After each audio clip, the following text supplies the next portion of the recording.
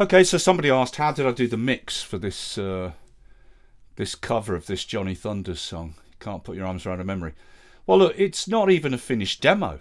All I was doing was working out the bass and the drums. Okay, so the whole emphasis of this mix is bass, drums, and the vocal. The guitars are secondary because they're not really even. What I've used is two software instruments for the guitars.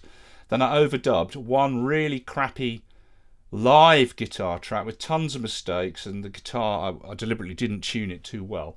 Okay, but so look, without going into that super detail, I've got a, because I'll do another video showing how the song was constructed, the drum parts and everything like that. This is just the mix. So I've got a sampler here with a 12-string acoustic, which is in factory guitars, acoustic guitars, 12-string acoustic, and I've raised the attack time so it doesn't. I'm building chords with single notes, and it had a very hard attack, so I've raised the attack time so it's softer on the attack, and raised the release so when the notes cut out, the sound doesn't instantly die away. It dies away more slowly so that the notes smear into each other chord to chord, right? So it's just that, and I basically started with an instrument track, loaded the steel string acoustic onto the track in its channel, which gave me the compressor, the EQ, and the two auxiliary sends, one to a small ambient reverb, right, 0.1 of a second, little ambient reverb, and one larger 1.3 second plate. So the channel is exactly as it was loaded from here, guitar, steel string acoustic, but then I opened the sampler and just switched it for that sample set that I said there. Sorry, 12-string acoustic, right? Okay. And then so it's just got patterns made, you know, chords like that, etc. Right? Then there's an electric, same thing, instrument track. I put on it, you know, one of these electric guitars which loaded. You know, that didn't really work. So what I did was I put the excess sampler on an empty instrument track and channel. Put the excess sampler on. Loaded up factory guitars, electric guitars, twangy electric, which gives me a nice twangy trebly electric. Put an amp on, a Marshall with some gain, mids down, treble up, no reverb, like that. That's giving me that, and an EQ flat, so they're not being used. And then there's this auxiliary send here sending out to a 2.6 second plate reverb, right? But I put that in myself. So this guitar, the electric one, only does 2-note chords like this. And that's mixed down in the mix with the acoustic.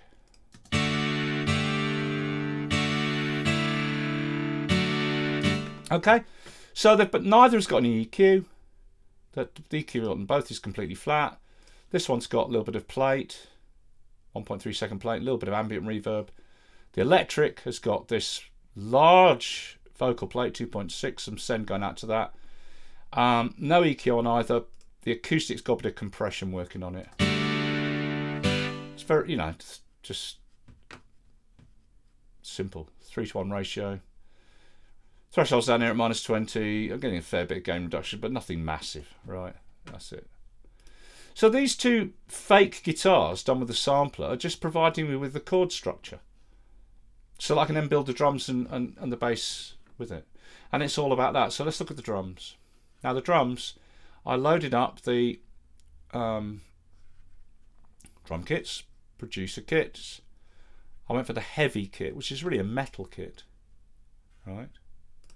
But let's close the library. But I wanted it for the toms because it's got these nice powerful rack toms like that. Good solid thudding kick, punchy kick. And the snare. Metal snare with a bit of a woody and metal edge to it. Okay, now I put the snare up a lot and dampened it about 50%. The toms are all, as a group, dampened this much, 40%, but the mid-tom, which is used more in the song, I've given a little bit of extra damping on its own. Kick drum, halfway dampened, right? Now, the thing to note about all the drums, the cymbals haven't been changed, is that all the drums have got the leak, overhead and room, which is room A, switched on. Right? So all the ambient outputs for the drums are active. Now, all these producer patch kits, they have the room mic A and room mic B channel. We're using room mic A. And they have this leak channel. Now, the leak channel is ambient sound from the drums being picked up by the mics on the other drums. So it's the kick being picked up by the snare and tom mics. It's the toms being picked up by the kick and snare mics. It's the snare being picked up by the tom and the kick mics. It's ambient sound of the kit, not room sound. Now, it's very low in the mix, and I wanted it very loud, so I wanted the drums to have more of a sort of live, less processed feel. So if we solo the drums and listen to them.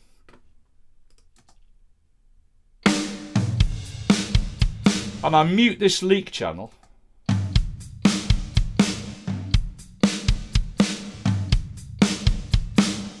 Can you hear it? Straight away with the leak channel soloed, I'm getting more ambient sound of the kit. That's the ambient sound of the kit, of the different drums picking up on each other's mics. But this leak channel is always very low and subtle in any loaded producer patch kit, even if you ram it right up. So what I've done is I put a gainer on the channel, rammed the gain right up 14.5 dB, so that I can make this ambience from the drums really loud. And that helps to give it a more less tight and less close mic'd sound. Then all the drums are going to room mic A. It's A. Yeah, that's the mic being used. So I've got some of room mic A turned up here. Not hugely. Room mic B isn't being used. I'll just turn it down. But so there's some room mic as well, right? Big. Hang on.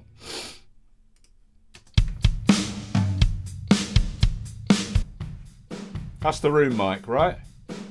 So there's some of that as well. Right? So the main thing is that leak, this leak channel with the gainer on, really loud to give it a more ambient, less close mic, tight and very sort of super tight sound on the drums. I wanted it to sound more ambient and live, right? Now, the kick drum, I'm using mostly the inside mic here. Come on. Mostly the inside mic. The fade is down quite low, but I'm using quite a bit of compression. So to get the kick to really thud, that's a really deep thud, I'm using the Pultec EQ, the Logic Pultec EQ, not the mid section, that's switched off. I'm just doing a classic Pultec push-pull technique. 30 Hz, really deep bottom end frequencies of the kick, boost and cut, providing me a peak at 30 Hz.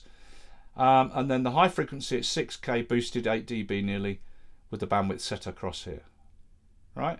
So I'm getting 6K click and super deep 30 Hz thud. That is then going into this compressor, which you will not have, but you can use a Logic compressor. I just really like this IK Multimedia Vari-Mu clone. I just find it so fast to get a good, really thumping compression. So, but the main thing is this EQ. Give me that really deep 30 Hz sub bass in the kick with the click at the top, and that gives me that really, really deep kick drum, which has been nicely thumped up by this compressor. But it's all about that, you know, a really low bottom end with a very present click. So you hear it in the mix, right? Now the snare, I'm using nearly all the top mic. The snare bottom mic hardly being used at all. I haven't changed the EQ on either of them, except they're out of the box, so to speak. But on the snare top, I think I just rolled the top end down a smidge. I might not have touched this, right? But it's got compression on. I'm compressing it quite a bit because the threshold's quite down here, about minus 32 dB. But 4:1 ratios. But look how much the output gain is up. I could have used the fader, but I put it here. It doesn't matter. But I'm going for a loud, fairly tightly compressed snare, right? But the main thing is, I've added this extra auxiliary send here, going out to reverb. I put the reverb on, right? And the reverb is a chroma verb. And I've used the reflective Hall because it's got a lot of reflections, which is what I wanted. 1.3 second decay, 66% distance, everything else left as is. But I've set the early late to slightly more early than late reflections, which is giving me that badass, that early reflections, those reflections coming back when the snare initially hits. So you hear it like the snare hits and you hear that coming up, smack like that, and then the reverb decays away. That's giving me that sort of slap back early reflection thing on the snare, right? Now the toms, the hat is just, I haven't done anything to it. It's not EQ'd or anything. Okay. The toms, this is the other thing I've done. The 3 toms, their pan positions are out of the box. I have not touched the EQ on any of them. But the centre tom is getting more use than the high and low toms. So the centre tom, and only the centre tom of the 3, I've compressed. Now I'm using this compressor, which you won't have, but again you can use a Logic compressor. Okay, but this is a great compressor. I do recommend everybody to buy some of these iCare multimedia plugins. There's some key ones that are really good. That Verymu, that Dynamu compressor is one of them. This LA2A is another really good compressor. There's a few other great ones they've got, like the de-esser and what have you. There's some very good plugins they do. Just taking my jacket off. So I'm giving it a fair bit of compression, this centre tom, and the others don't get any. Now the thing is, all 3 toms then are being routed out to their own group bus. They're routed out to bus 7.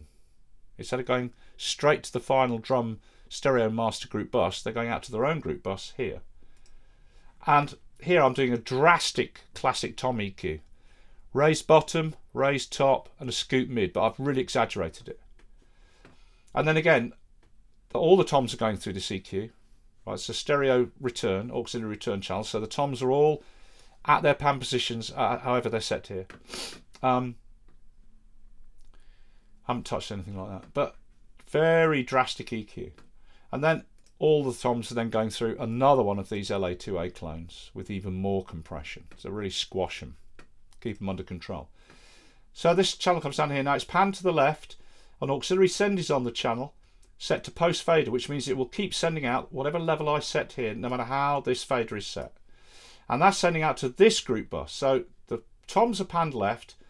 A copy of the toms coming out on this send is coming back here and panned right. So the toms are doubled, panned to the left, and a copy of them panned to the right. But a sample delay is put on this copy track or channel, linked 4950 milliseconds delay. So the right channel is delayed to the left, which gives them a sort of a delayed pan across the speakers. Let's hear that. Yeah, you can just see it on the left before the right. Like that, okay?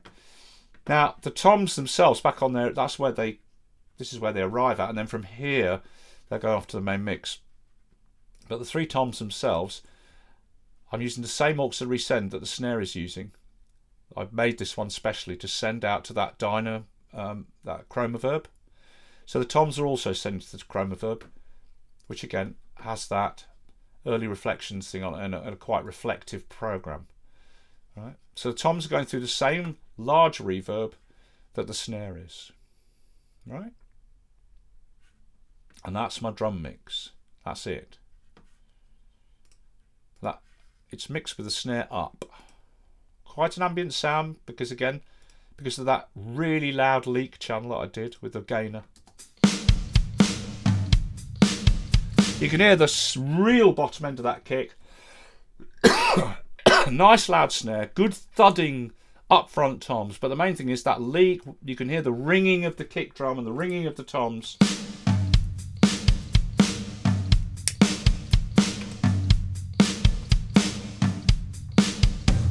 Okay, right, that's that. Pardon me, I've got a really bad cold at the moment. I'm drinking Lemsip with, where is it? Lemsip with honey and lemons and ice. Right. Now the bass.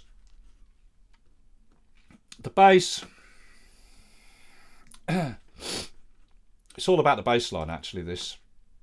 I went back to the track on YouTube, listened, worked out what the notes were, listened, worked out what the notes are. And obviously, the bass is doing more variations. I've arrived at the raw pattern that the bass player's playing. And I'm not putting all the intricate little variations he's doing here and there. But it's actually a very, very groovy bass line. And the whole song's got this boom, down, bam, bam, bam, bam, bam, bam, bam, bam. It's got that push to it. Bam, bam, bam, like that. Quite a soul groove to the push. And this bass line is so bass liney, it's almost like a reggae bass line. It really is. It's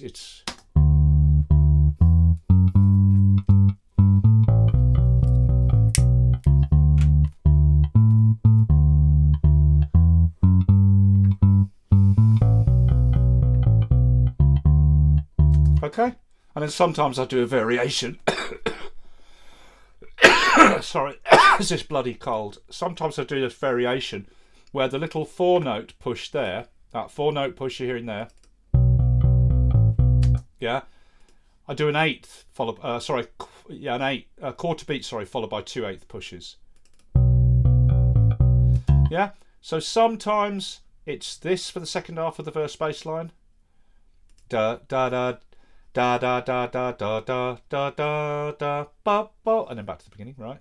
But it's about the 4 notes, the 4/8 there. But other times, as a variation, I put a single quarter note in there. Okay. Now the bass is loud. I wanted a very 70s loud bass, loud snare, because you know, in the old days with vinyl, you're listening on the radio in the factory, the radio in the concrete works, or the radio wherever you're working. Little single speaker, it's not hi-fi stereo. The snare, the vocal, the snare keeps the time.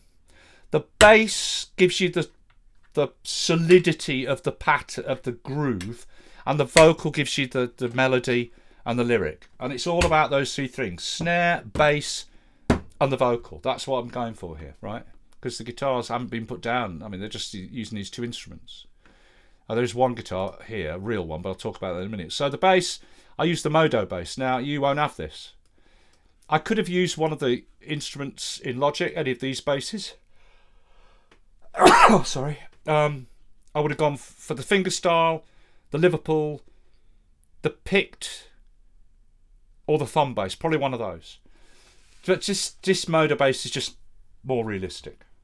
So, you know, you'll just have to get by with whatever bass you've got. But I really like this Modo bass. It's absolutely amazing. Scoot the mids down a bit. Plenty of treble, so you can hear the bite of the top end being fretted, because it really, with this particular instrument, you can turn up the amount of noise of the fingers sliding on the strings and the sound of the frets making little clicks as you push and detach the fingers and what have you. So it's quite a realistic sound. I've gone for this Ricky with the plucking position quite a little bit further back towards the bridge to make it a little bit more edgy.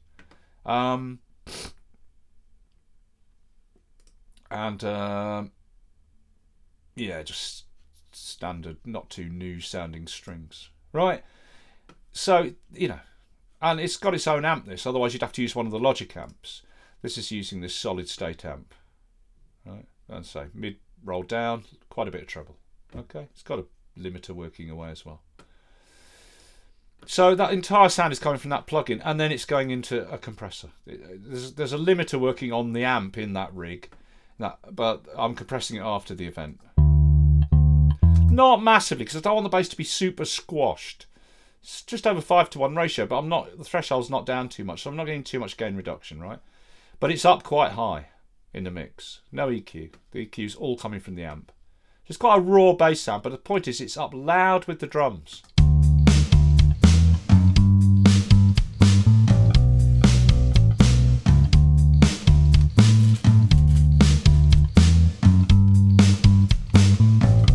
You know, if you wanted to, you could put some sort of grit on it. You could use any of the distortion pedals, plugins. You could get a little bit of distortion.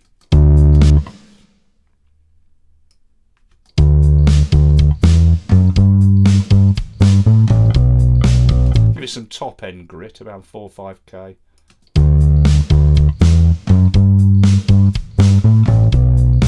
You know, if you wanted to, you could have some of that. Whatever. Anyway, but the point is, it's quite loud in the mix with the drums, right? It's all about just me working out the drums and bass. It's really interesting, actually, the way that this song is arranged. Okay, and then the vocal very loud. So it's all about the kit, loud snare, that deep thudding kick underneath. So you always hear the kick. It's always cutting through, but it's not getting in the way of the bass at all. It's right down there at 30 hertz with that Pultec, right? And the vocal, which is, I just use the voice bright vocal preset. But I turn the exciter and the stereo delay off. I've got some tape delay on it, which is part of the preset. But I've set it to 16th dotted, this amount of percentage wetness, just a little bit. Which is giving me that short slap back on the vocal if you listen. Try to knock some sense. And I've gone deliberately, did you hear that breathing in because it's being compressed? Yeah. I sang right up close to the mic. I mean, my mouth was almost touching the mic. This is I'm singing it on a Red 5 Audio RV6. It's a 60 to 70 pound cheap Chinese large diaphragm condenser mic. It's a good little mic, but it's nothing flashy. But the main thing was, I sang right up to the mic, almost with my mouth touching it, with no pop shield or anything. I wanted deliberately to be a lot of mouth sound and a lot of intimacy. I wanted to hear every sound that the mouth was making as much as possible of consonant sounds of the words. As a consequence, I'm getting from time to time quite a bit of essing. I'm using this de-esser, not the Logic one. This de-esser is another IK Multimedia product. It's absolutely brilliant. You can see when it's de-essing so easily. It's so easy to set up. It's an absolutely brilliant de-esser. So I've got that on the vocal. Try to knock some sense. You see it dip down, that's when it's de-essing the S's. This is the amount of de-essing. Try to knock some. Yeah. And that's the release. Try to knock some sense down in my bone. Okay, well, there is the preset you load, voice, bright vocal. It has 2 reverbs, a small ambient one and this large 2.6 second vocal plate. Now, there's some of that on it, but the ambient's been turned right down. Other than that, it's been compressed, as I showed you. Try to knock some sense. Right. But the main thing I did otherwise was the EQ. That's the EQ out of the box with that preset, but I boosted it at 3.5K here to really add emphasis to that 3.5K area, which is where all the the treble edge of a vocal is. All the lip sound, all the consonant sound is in that 3.5K. That's the area of treble that human hearing hears as being the loudest. As a consequence, it's the loud trebly edge of the snare drum, it's the treble edge of guitars, it's the treble edge of a vocal, right? So I've deliberately overdone the vocal, but once it's sat in the mix with the 2 guitars, there's 2 guitars here, these fake guitars just fill in the space, right? Try to knock some sense. They're just up enough, like a pad, filling in the background between the kicks, the snares, the bass and the vocal. Try to knock some sense down in my bones. Now finally there's this roughly recorded guitar. And I made tons of mistakes because I don't play guitar anymore. I haven't picked one up for a year at least. So my fingers are so soft I can only play it for about a minute. And I'm making mistakes all over the place. The timing's all over the place, but it's very low in the mix. And the point is, this really rough guitar, which I didn't tune really well because I wanted out of tune strings, subtly out of tune, it adds, because it's very low in the mix, it's adding a guitar with timing errors, tuning errors, and badly fretted notes all over the place to kind of smear the cleanness of the 2 sampled guitars. That's all this guitar is doing here.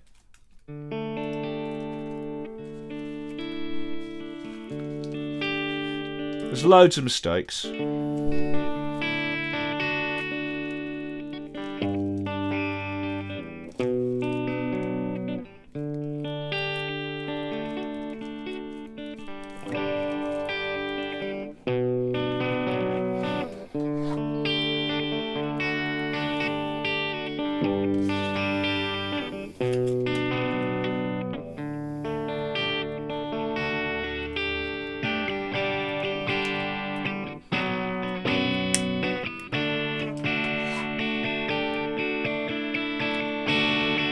Right, loads of mistakes. And that's going through, actually I'm using an amplitude for that with this Marshall. Okay, again, you can use the Logic amps. Okay, it's nothing major. All this is doing, as I said, it's way down in the mix and you don't even really hear it.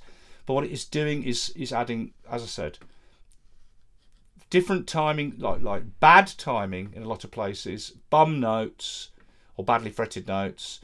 And that just helps to smear the clean accuracy of these two sample guitars when it's blended in, right? Feel so restless I am, beat my head against a pole, try to knock some sense down in my bones, and even though they don't show, these scars ain't so old. Yeah, when they go, they let you know. Yeah, you can't put your arms around a memory. You can't put your arms around a memory. You can't put your arms around a memory, so don't try.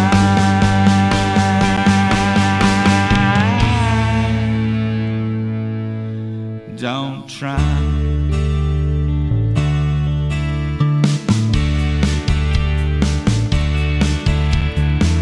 You're just a bastard kid.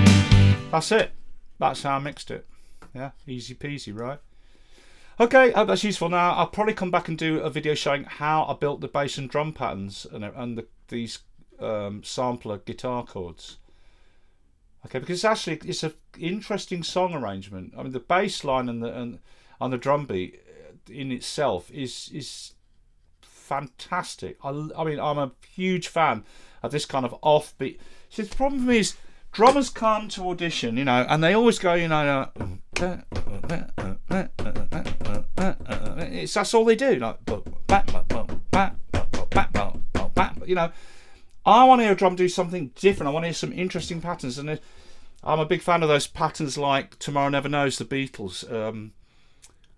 I think I'm got a Ticket to Ride.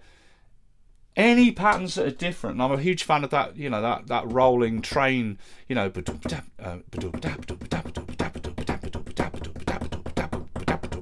like on Ballroom Blitz by Sweet. And I'm a huge fan of the every quarter beat snare, like bap bap bap bap bap bap bap bap bap bap bap, like that. This has got this beautiful drum pattern, just beautiful.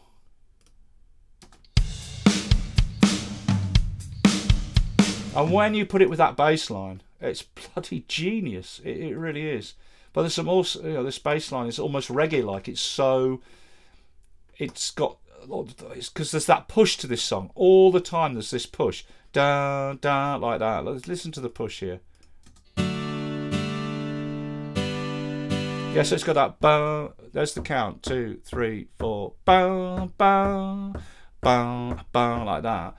So that bass line working away with the drums, with that offbeat, doom, blah, like that. Blah, blah.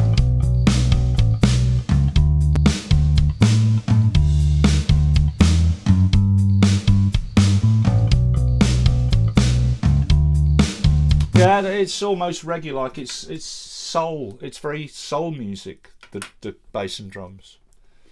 Anyway, it's just an interesting song. So I'll probably come back and show how I built that, because you might be interested. All right, and how I did the acoustic and electric using the samplers. But that's how I did the mix anyway. That's the emphasis. It's all on the drums, the vocal, and the bass. All right, and I hope that's useful. I'm going to go and have another lemon sip. Oh, see ya.